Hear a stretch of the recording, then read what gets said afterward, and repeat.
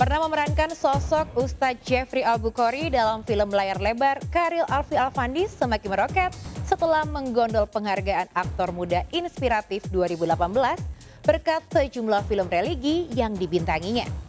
Namun saat karirnya berada di puncak, suami Fitri Arifin ini memutuskan menepi dari hingar-bingar dunia hiburan dengan menekuni profesi baru sebagai pendakwah. Gelar Ustadz pun diberikan jamaah kepada aktor yang juga dikenal sebagai penyanyi lagu-lagu religi ini. Tapi benarkah jalan dakwah Ustadz Alfie begitu berliku sehingga ia sempat hidup melarat demi mempertahankan idealisme dan integritasnya sebagai pendakwah? Bagaimana Ustadz Alfie sempat berpikir profesi sebagai pendakwah atau penceramah tidak bisa dijadikan sandaran masa depan? Sebelum menyaksikan Fakta Pamungkas, izinkan saya Maria Andromeda pamit undur diri dari hadapan Anda. Saksikan terus Barista, berita artis ternama setiap Sabtu dan Minggu hanya di RCTI.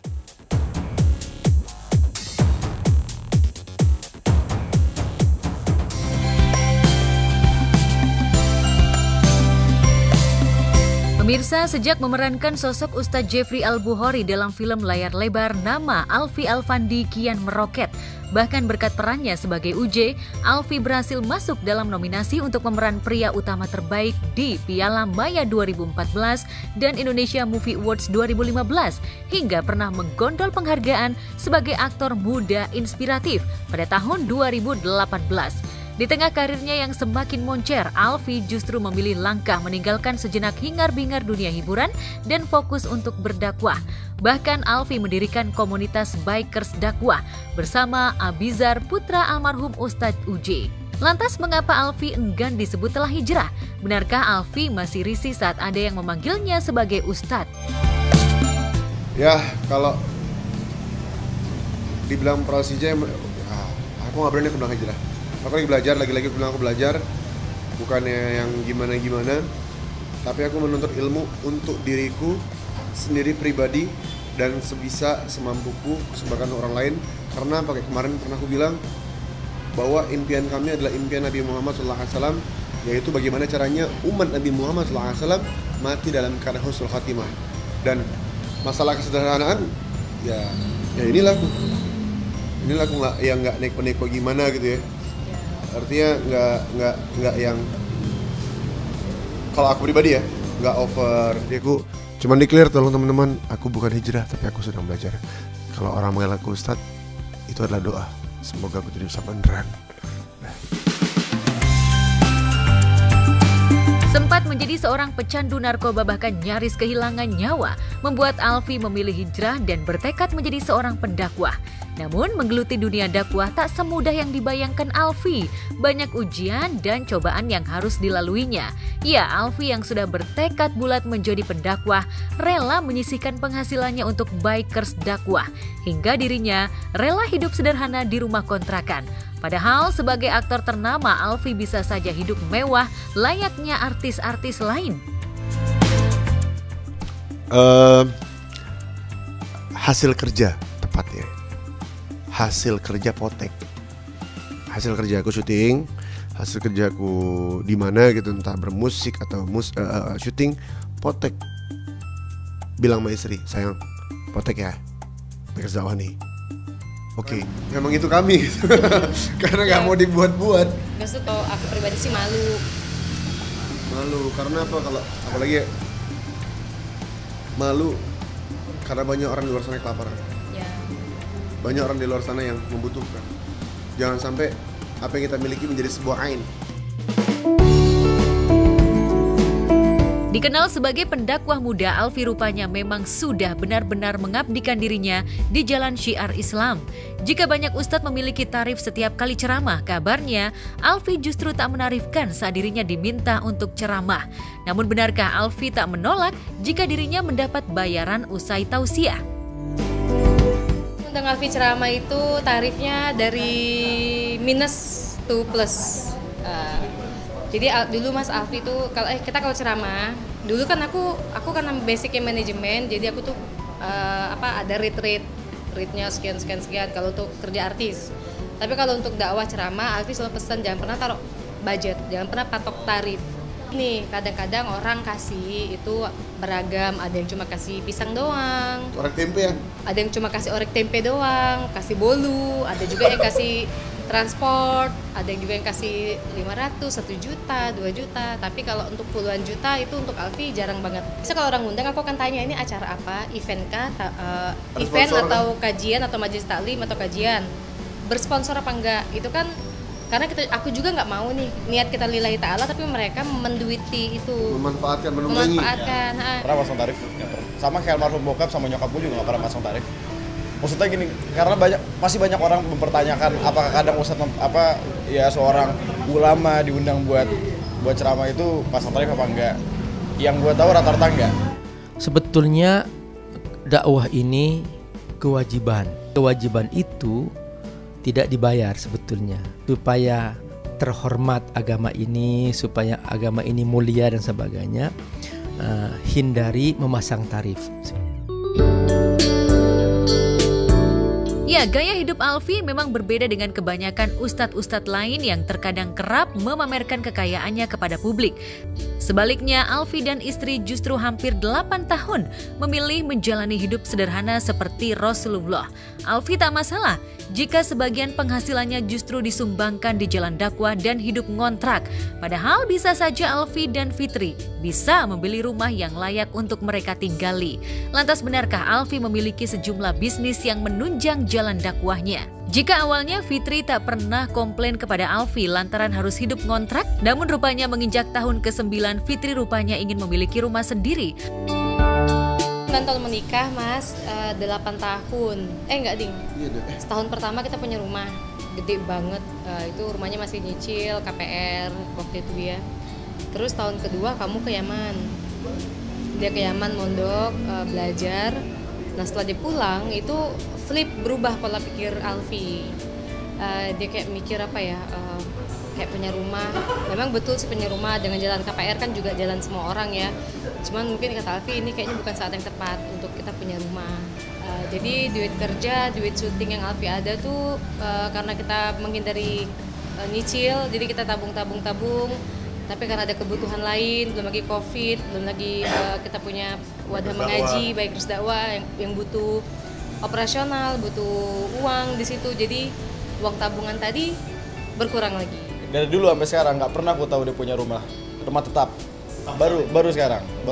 Dan apa artinya baru titipin sama Allah gitu. Dan pernah waktu kita kontrak, ya aku nangis sih pas dia buka kamar, teriak ada kelajengking. Ya, ada lipan, laba-laba yang gede, ada laba-laba gede gitu. Ya namanya rumah kontrakan ya? Iya, jadi kok kita nggak beli rumah, bukannya nggak beli rumah. Pertama ada yang harus kita pikirin, baik kerja kita pikirin, dan semaksimal mungkin apa yang kita punya. Bahkan ada momen ya ngelepas sesuatu untuk itu gitu loh. Menjadi seorang pendakwah memang tak menjamin masa depan. Namun Alfi dan Fitri yakin jika Allah memudahkan jalan mereka untuk bisa hidup layak. Dan buah kesabaran dan keyakinan Alfi dan Fitri rupanya seolah terbayar. Akhir tahun lalu, Alfi bisa membeli rumah meski dengan cara mencicil. Tak hanya itu, Alfi bahkan mendapat tawaran untuk bermain di sinetron stripping. Allah Allah mudahin dengan ada orang baik. Dia memang penjual, dia memang kontraktor, dia jual rumah, dia punya banyak banget bangun-bangun perumahan gitu. Nah pas banget dia jual rumah dia di Pejaten. Masya Allah orang baik ini bilang, yaudah Ustadz, dibilang beli aja rumah saya, dibilang gitu ya, bayar aja DP, saya kasih waktu sekian tahun, Ustadz cicil ke saya langsung pribadi. Itu Tak hanya mampu membeli rumah, Alfi dan Fitri yang kini juga tengah menjalani program kehamilan yang tentu saja juga membutuhkan biaya tak sedikit. Namun Alfi yakin jika Allah akan memudahkan rizkinya dan tetap akan memilih jalan dakwah hingga akhir hayatnya. Promil. Amin ya Allah, kalau hadir ya Allah, amin ya Allah. Cukup-cukupin. Memudahkan untuk program hamil ini. Kalau dibilang apa cukup? Ya aku juga nggak tahu caranya Allah.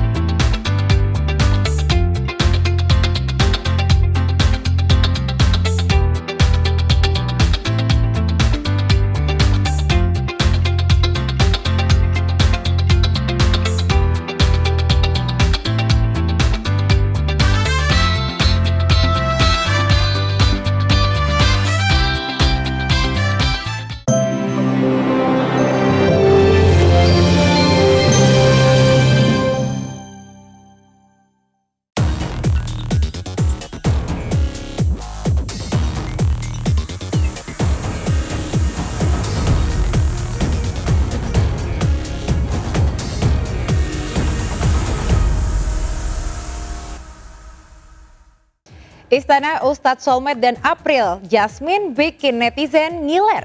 Bahkan YouTuber Atta Halilintar pun takjub dengan rumah mewah Ustadz Solmed yang terlihat lebih megah dari istana Pondok Indah miliknya. Tak mau dituding sebagai ustadz komersil yang menumpuk harta dari honor ceramah, Ustadz Solmed pun menjabarkan seabrek bisnis yang digelutinya.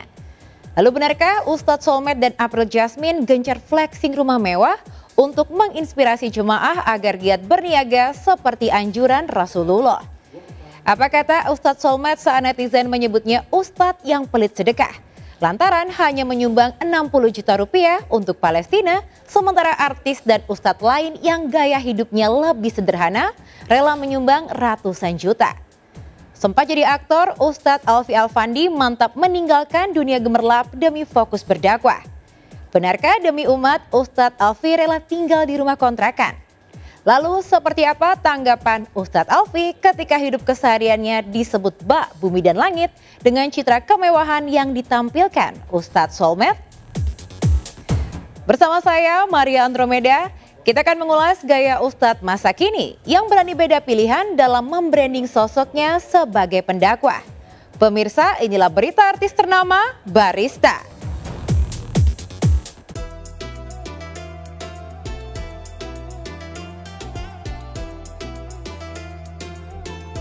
Sosok Ustadz Soleh Mahmud Nasution alias Ustadz Solmed kembali menjadi sorotan. Kali ini bukan karena kasus wan prestasi yang sering membelitnya, tapi karena gaya hidup dan rumah mewahnya yang mencetak viral. Baru sebulan pindah ke istana barunya di kawasan Bogor, Jawa Barat, Ustadz Solmed langsung jadi tamu podcast dua YouTuber kondang, Atta Halilintar dan Maya Estianty. Netizen dan masyarakat awam pun dibuat takjub sekaligus iri dengan kemewahan yang membungkus setiap sudut rumah Ustadz Solmed dan April Jasmine yang berdiri megah di tanah sekitar setengah hektar. Desain Timur Tengah dengan sentuhan modern membuat rumah Ustadz Solmed bak Taj Mahal mini di tengah permukiman penduduk.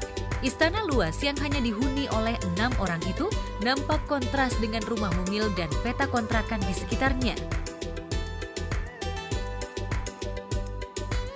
Ketika kita punya rezeki dari Allah Subhanahu wa taala, jangan riak lah, jangan pamer lah. Jangan gimana bagus nih. Oh, jangan kayak gitu. Ada ain bahaya. Intinya seperti itu. Pokoknya intinya bersyukur atas nikmat yang Allah taala berikan dan berusaha untuk menjadi hamba Allah yang terbaik. Mau jadi sakhawatul agniya enggak jadi masalah. Orang kaya dermawan, sumbangin. Ayo keluarin, jangan lupa tapi zakatnya dikeluarkan, sedekahnya dikeluarkan, dan kalian berharap tahadus bin amal kepada Allah Subhanahu wa taala. Kita minta sama Allah 8 kebaikan dunia. Ya salah satunya tadi ya nama baik atau apa. Ada lagi di situ kedua darun rohbah, rumah yang luas. Luas itu kan relatif.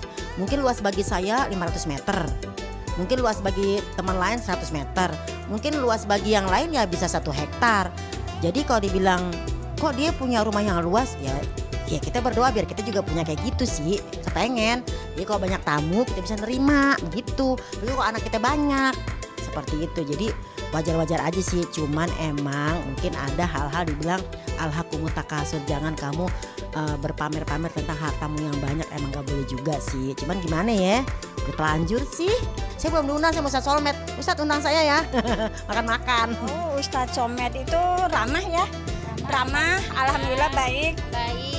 Baru tinggal belum 1 bulan pindah sininya. Artinya udah pernah ketemu belum? Sering sih, saya kan suka motor dia, suka servis motor dia sih. Oh gitu? Iya. Kalau ketemu gimana tuh biasanya? Kalau ngobrol langsung kan belum pernah. Paling kemarin waktu selamatan, ya orangnya enak, yang sini juga suka dulu kan suka kasih itu kain, harga. Iya kasih dia waktu belum pindah sini. Orangnya nggak sombong sih ya, kita minta apa sih? Kita ketemu salaman foto juga enggak. Iya, enggak nolak benar. Kita masuk ke rumahnya pernah. Aprilnya juga sama begitu. Ya, alhamdulillah hebat. Kita kapan nyusul? Iya, kita yang nonton kapan nyusul kayak Ustaz. Iya, alhamdulillah ya Allah hebat banget gitu loh rumahnya. Enggak pelit, maksudnya iya masuk gitu. Enggak dilarang benar. Biasanya apa aja di dalam? Ada kolam renang. Ya. Ada ke kolam renang kita selfie. Iya, boleh katanya ya udah. Karena mungkin yang aku mau konfirmasi di awal nih, kita dapat info bahwa itu rumah bukan atas nama Ustadz Solmed, benar nggak tuh? Kalau gitu saya kurang tahu ya, tapi emang itu kan dia yang ngisi. Oke. Wah, pertama dia yang beli, tanahnya dia yang beli. Dan kali ini aku berada di rumah yang lagi viral banget. Yang katanya ada sauna, ada lapangan futsalnya, rumahnya gede banget. Dan bentuknya Timur Tengah, ada tanahnya 4.000 meter. Pokoknya ini lagi viral banget. Dan yang punya adalah seorang ustadz yang lagi sukses. Kita langsung masuk ke rumahnya.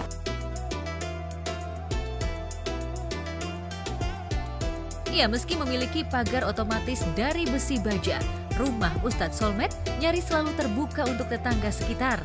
Pintu masuk rumah yang hanya bisa diakses lewat mesin fingerprint belum difungsikan maksimal, lantaran Ustadz Solmed dan April lebih suka pintu terbuka alias ngablak dari dan menuju ruang tamu, kecuali pintu kamar dan sejumlah ruang privasi.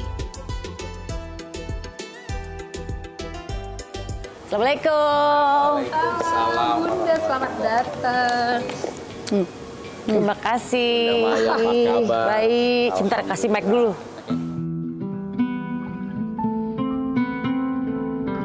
Ini alhamdulillah, masya Allah, aku mendengar membaca cerita ya bahwa keluarga sempat jatuh kan, sempat yang dibilang bangkrut lah.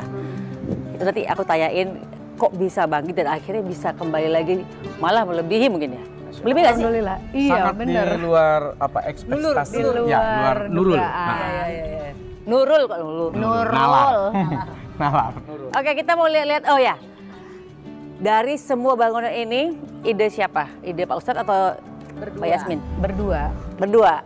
Jadi Ustadz sama aku tuh seneng banget ala-ala tim tank gitu Bun, tapi yang modern. Karena ke Dubai katanya. Iya. Karena kita jalan-jalan ke Dubai terus ngeliatnya kayak ini keren banget ya, buat foto keren, terus tinggal di situ kayaknya nyaman. Jadi kita bikin lah kayak gini Pak. Permisi ya. Silakan. Oh, semuanya marble guys. Tunggu kita datang dulu Bun. Makanya kursinya tuh agak berjauhan gitu. Oh. Nah, di kanan kiri itu ada tempat-tempat ruang tamu lagi kalau kita masuk ke dalam. Oh gitu. Ya. Jadi tamu-tamunya dipisah-pisahin Jadi fungsinya. gini, Bunda, misalnya ini kan ruang tunggu, nanti kita siapin mau kopinya dulu, apanya dulu, yang ringan-ringan lah di sini. Terus mau nyantai apa mau resmi? Kalau resmi ada di sebelah kanan. Oke. Yang resmi. Tapi orangnya seneng duduk, seneng ngobrol private gitu ya, privasi gitu. Nah ini apakah? Ah, yuk. Oh ini. Udah. Sidik jarinya belum mantep. Oke, ini kalau misalnya ada tamu-tamu nih Bunda, yang senengnya tuh, udahlah gue pengen duduk, pengen resmi, ngobrol, tapi santai, ya udah di sini. Karena kedua anaknya sudah besar dan membutuhkan ruang yang lebih luas untuk menekuni hobinya, Ustadz Solmed dan April Jasmine menjadikan Istana Bogor sebagai rumah utama. Sedangkan rumah mewah mereka yang lain di kawasan Jakarta Selatan dan Tangerang hanya sesekali ditempati.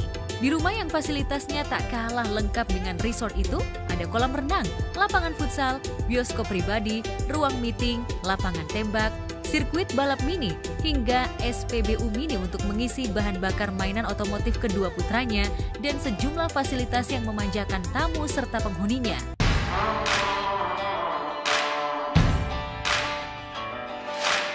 Jadi Ustadz suka otomotif juga? Pertama keperluan, okay. Terus kebutuhan juga, terus hobi. Artinya kadang-kadang kita harus ngebayar capek kita tuh dengan sesuatu yang menyenangkan. Masya Allah, jadi ini hal yang menyenangkan. Enak ya musolanya? Ya, tempat duduk. Ini perpustakaan. Jadi masih banyak yang di sana nih. Toilet. Wah guys, keren guys. Warna ungu semua nih kayaknya. Warna favorit. Sama kayak istri saya berarti ya? Oh sama ya? Sukanya warna ungu juga. Isinya nasi doang lagi nih tuh. Ada lauknya. Oh ini ada. Oke. Jadi di sini tempat masaknya kakak. Tempat masak aku. Jadi aku seneng masak. Ya udah pengen tempat masak yang udaranya tuh langsung keluar gitu. Oh jadi asapnya nggak ngumpul di dalam.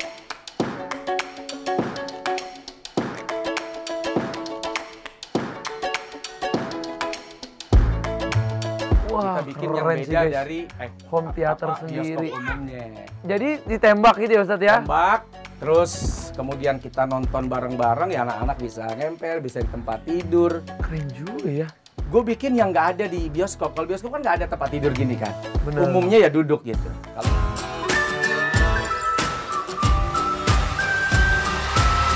Wah, ada pom bensinnya sendiri loh, guys.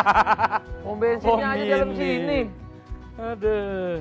Siapa yang ngisi bensin saat sini? Itu Sultan kan motor dia tuh harus pakai bensin sama itu tuh. Mobil yang satu tuh pakai bensin juga kan?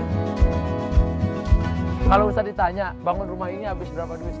Gue nggak mau bilang habis berapa, tapi kalau ada yang mau nawar 80 miliar gue lepas. Jual untung lah, jangan jual rugi kan? Iya. Di antara sejumlah ruangan ada spot menarik yang membuat para tamu ingin selfie di rumah Ustadz Solmed, yaitu dekorasi interior di dinding yang bertuliskan Sin Salabim bukan Sim Salabim. Adakah makna khusus dari kosakata yang mirip mantra sulap itu? Ini kalau misalnya ada tamu-tamu nih Bunda, yang senengnya tuh udahlah gue pengen duduk, pengen resmi, ngobrol tapi santai, ya udah di sini. Ini lucu nih, kita apa Sin bukan Sim. Jadi dengan Sin jadi Salabim gitu. Semua bisa, semua apa yang diinginkan, kenapa enggak? Gampang kok asal mau usaha. Nah, sebelah. Ya udah, ini buat tamu. Tamu spesial. Spesial. Untuk tamu saja menjamu tamu. Yang mau resmi-resmi ya, Bun? Iya, resmi. Nah, kalau yang kepengen, udahlah, gue mau nyantai, gue mau ngemper, gue mau merokok, gue mau ngopi, gue mau ngeberantakin tempat. Ayo kita ke sebelah. Nah, ini yang tadi kalau tamunya misalnya anak-anak muda ya, Bun. Udahlah, lu ngapain sih resmi-resmi kayak orang tua misalnya. Atau kiai-kiai nggak mau pakai kursi kan? Ngemper kan, merokok, ngemper apa. Nah, ini dia tempatnya, Bunda. Oh gitu. Oh, jadi dia kayak di rumah makan kalau kita makan nasi mandi, ngemper. Ya.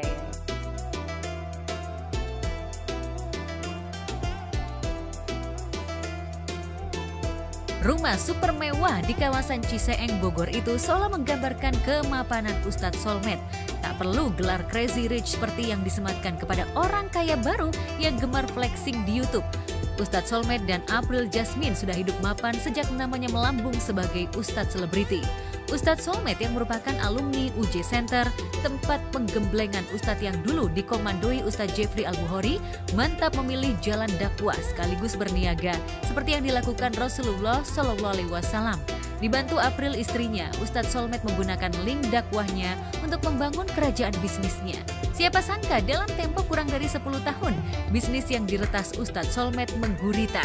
Hingga ia punya investasi fantastis di bisnis properti, busana muslim, makanan dan minuman hingga rokok. Tentang isu yang menyebut dirinya memperkaya diri dengan mematok honor ceramah selangit, ditanggapi dengan bijak oleh Ustadz yang pernah dijuluki The Next UJ.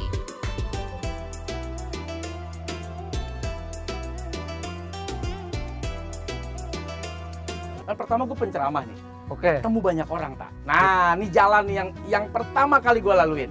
Lewat wasilah jembatan kita jadi penceramah, lu ketemu sama bos, lu ketemu sama pejabat, lu ketemu sama pengusaha. Dan gue berusaha untuk tidak say hello, say goodbye. Tapi gue temenin, gue akrabin, gue ajak bicara, bahkan gue siap berguru.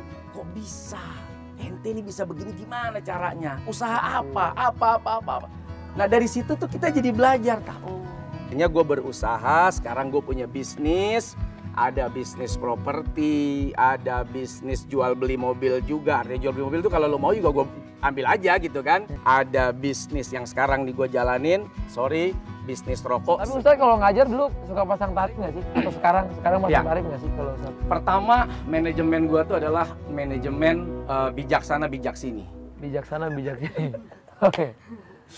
Setiap orang ketika ingin bikin acara, dia pasti punya persiapan.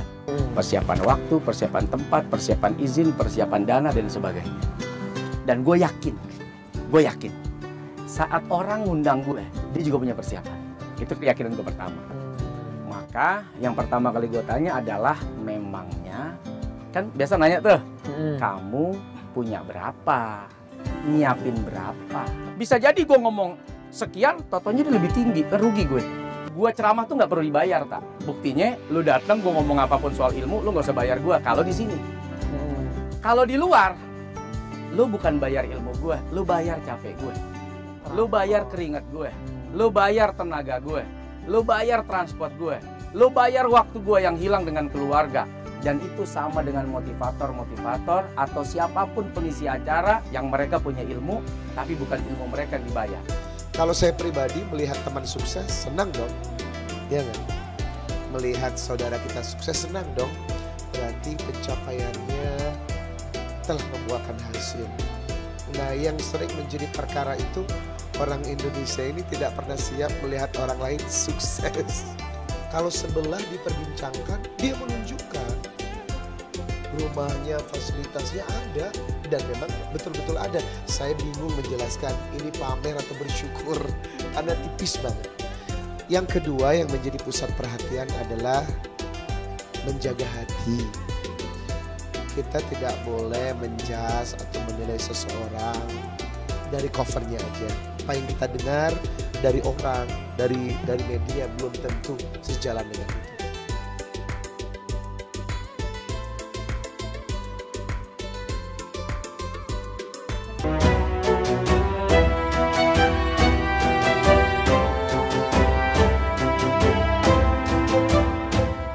Kaya, terkenal, dan dihormati oleh jamaah fanatiknya. Namun, tak ada yang berubah dari sosok Ustadz kelahiran 19 Juli 1983 ini. Jika sejumlah Ustadz selebriti sering tersandung kasus poligami, Ustadz Solmed masih setia pada satu istri. Tapi benarkah Ustadz Solmed tipe suami takut istri? Apakah April Jasmine tipe istri pencemburu hingga selalu mengikuti kemana Ustadz Solmed bertausiah?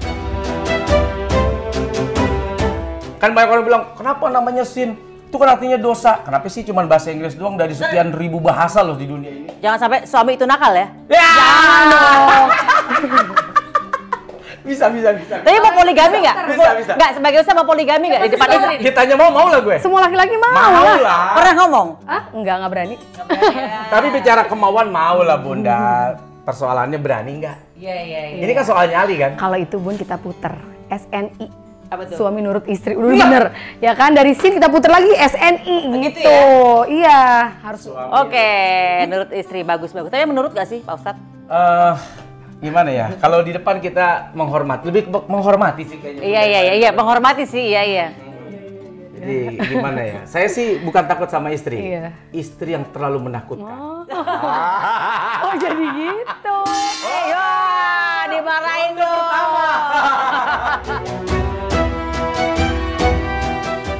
Karena cuma hidup bersama istri, 2 anak, dan kedua mertuanya, Ustadz Solmed merasa tidak membutuhkan areal privasi yang luas.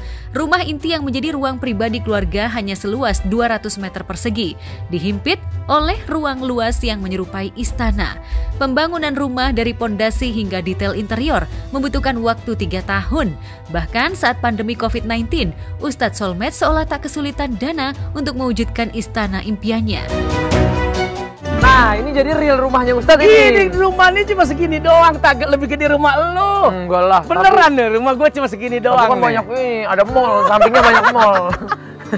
Sama ruko-ruko di sini. Jadi kalau ditanya, rumah lu gede banget? Enggak, rumah gue tuh paling cuman 100-200 meter lah. Coba kita lihat ya Ustadz. Iya kan? Ini real tempat tinggalnya Ustadz. Di sini rumah Ustadz aslinya. Di sini. Di atas tinggal tempat tidur aja Sita.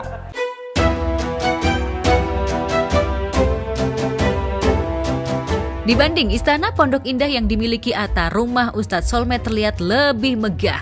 Tapi kemegahan itu mengundang cibiran sebagian netizen, lantaran kemewahan itu tidak menggambarkan seorang ustadz yang membumi, down to earth, dekat dengan jamaahnya.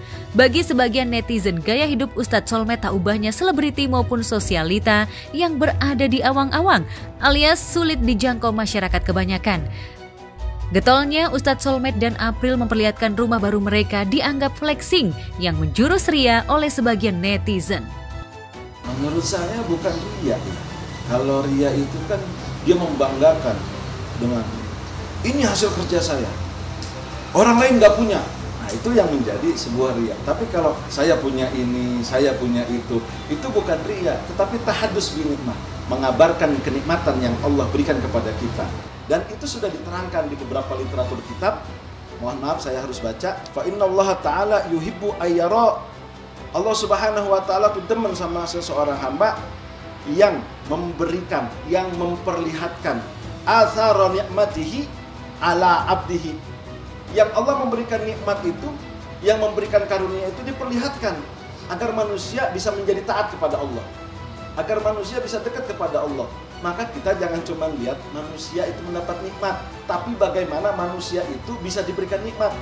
Adapun ayat yang berbicara tentang hal yang tadi telah disebutkan, adapun artinya adalah dan adapun nikmat dari Tuhanmu maka ceritakanlah.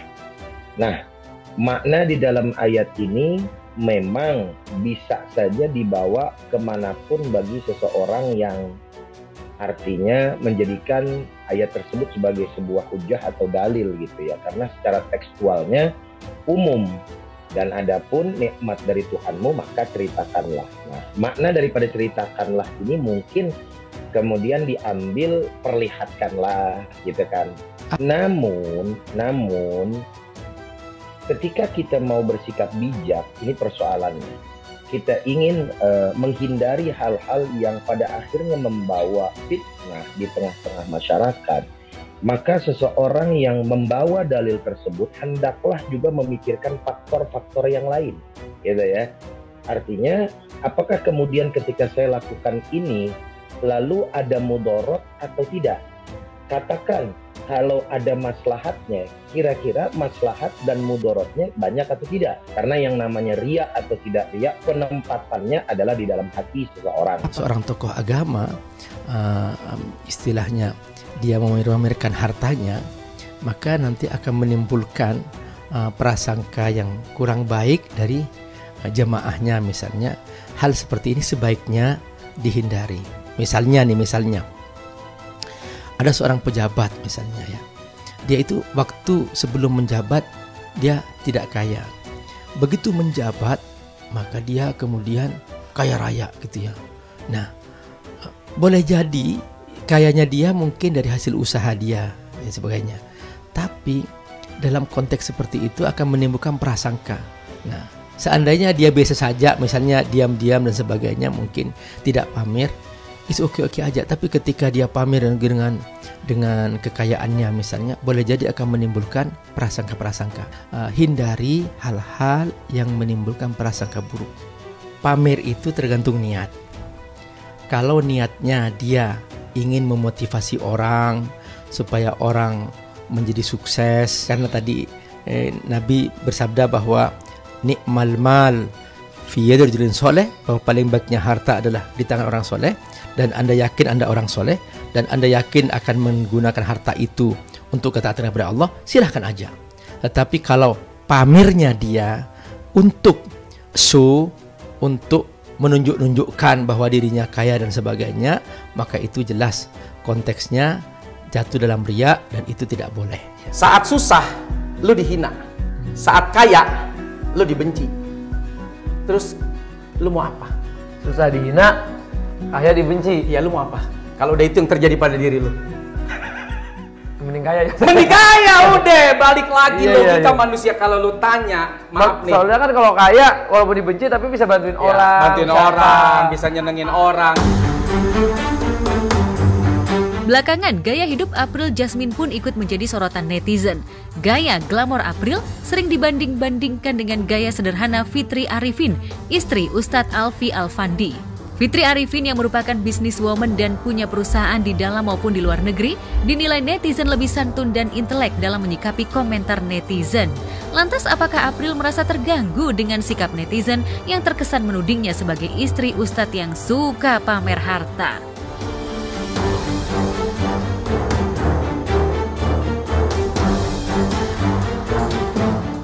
Tapi kan kalau kayak Ustadz kita tahu pasti mentalnya kuat, karena misalkan laki-laki itu perjuangannya. Tapi mungkin perempuannya perasaannya beda tuh. Kakak sendiri pernah sedih nggak dengan entah itu tangis ataupun tiba-tiba namanya perempuan kan, gitu ya?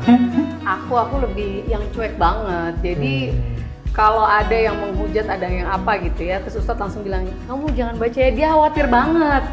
Khawatir, jadi aku bilang gini, kamu tenang aja, aku tuh yang kayak gitu-gitu tuh aku nggak anggap. Jadi selama hidup aku sesuai dengan aturannya Allah, sesuai di porosnya, orang mau ngomong A, B, C, D gitu ya, menurut aku ya sudahlah, itu adalah tanggung jawab mereka masing-masing.